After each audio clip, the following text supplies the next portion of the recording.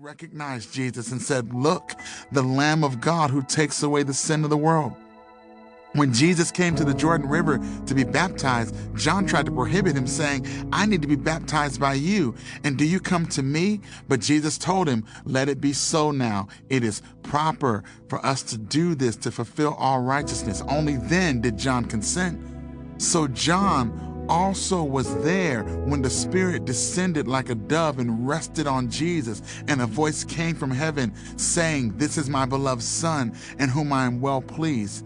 John the Baptist, the great prophet, preacher, and baptizer, is the one who wanted his disciples to ask Jesus, "Are you the one, or should we look for another?" Perhaps as he was sitting in that prison, some doubts began to fill his mind.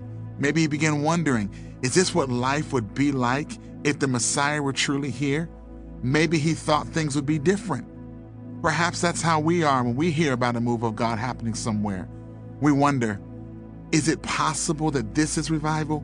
Or should we look somewhere else? Maybe revival doesn't look the way we thought it would, or isn't happening where or how we thought it would take place.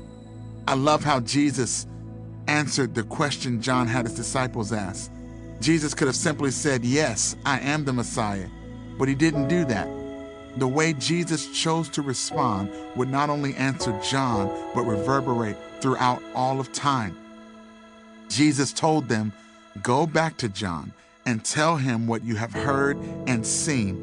The blind see, the lame walk, those with leprosy are cured, the deaf hear, the dead are raised to life, and the good news is being preached to the poor." And he added, "God blesses those who do not fall away because of me."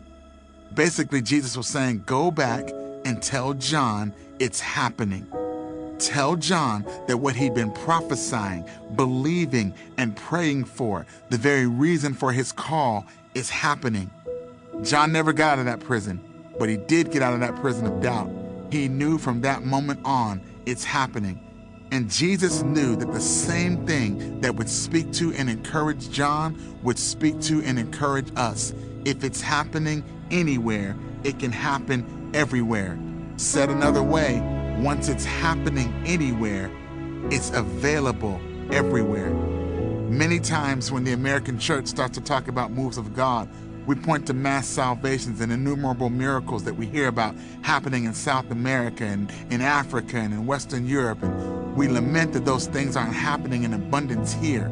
However, whenever you hear about a move of God anywhere, that's the time to get excited, because it's an indication that the same thing is available to anyone who will posture himself to receive it. Miracles are breaking out. Undeniable encounters with God are taking place. The presence of God is being tangibly felt. The power of God is present. The people of God are passionately pursuing him. I'm telling you, it's happening. I initially did not want to call what we've begun to experience a revival, because I didn't want to brand or market a cluster of services at such a divine moment. Everything we've experienced, we carry with reverence and honor, because we recognize that we haven't done anything to bring it, but we could do something that causes it to leave. We are recipients of what some theologians call the scandal of particularity, which is all about God asserting his sovereign decision to reveal himself in a particular place or to a people simply because he wants to. The only thing we can say about what's happening among us specifically is that God made a sovereign decision to show us favor, and we're grateful. Yet we hold an awareness that, like the sensitivity of the Spirit of God, revival can go as suddenly as it came. Our respect for this season, or lack thereof, can sustain or repel the move of God. So we've been very careful to carry it with reverential fear. For this reason, we've renamed our services Rivers. Based on the truth that everything that we do should follow God's leading, we've submitted our services to the flow of what he's doing. We do not control the moments. We do not determine how everything will go. I recognize this setup may not work for everyone. We live in a society that sorely longs to be in control of everything. It's so easy to try to control God or micromanage what we think he can do down to the smallest detail. Across the country, in almost every church in America, we've become really good at attempting to manage the flow of God. We've become really good